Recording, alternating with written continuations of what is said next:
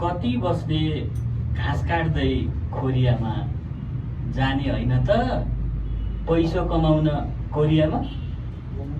एक जाने हो, दुई जाने हो, तीन जाने हो, थाक खोगी र थोइजी खोगी खाने हो भने अब ढिला नगर्नुहोस्, कोरियन भाषा पढ्न सुरु गरिहाल्नुहोस् है त।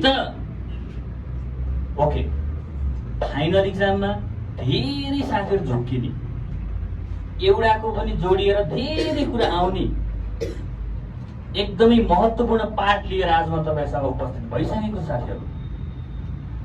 안녕하십니까? 저는 पाण्डे 사빈도라입니다. म चाहिँ सबिन्द्र पाण्डे।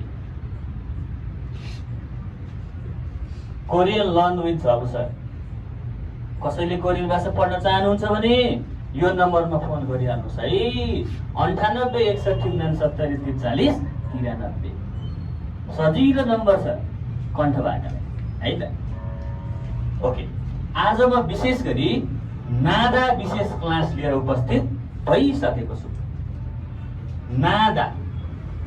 नादा जोडिँदाखेरि विभिन्न वर्डसँग जोडिँदाखेरि यसको विभिन्न खालको छुट्टा छुट्टै खालको अर्थ आउँछ साथीहरू।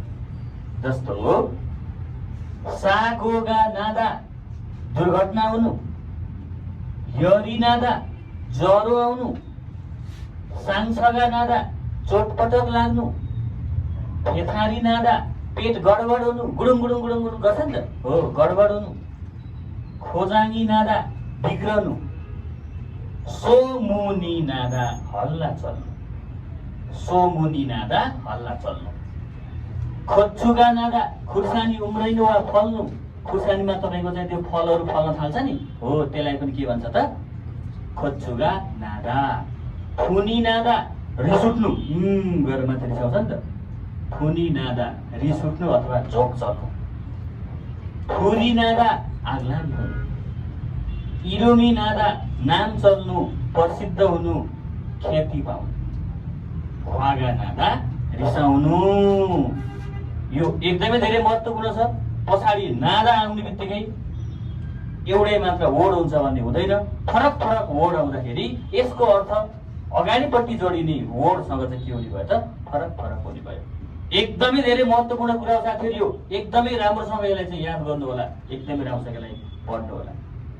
तपाईहरुलाई के को भिडियो चाहिँ हेर्न चाहनुहुन्छ तपाईहरु त्यो मलाई तलपट्टि कमेन्ट बक्समा कमेन्ट गर्नु होला।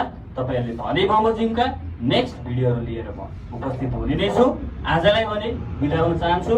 हजुरहरुकै कोरियन भाषा प्रशिक्षक जबिन्द्र पाण्डे। 감사합니다।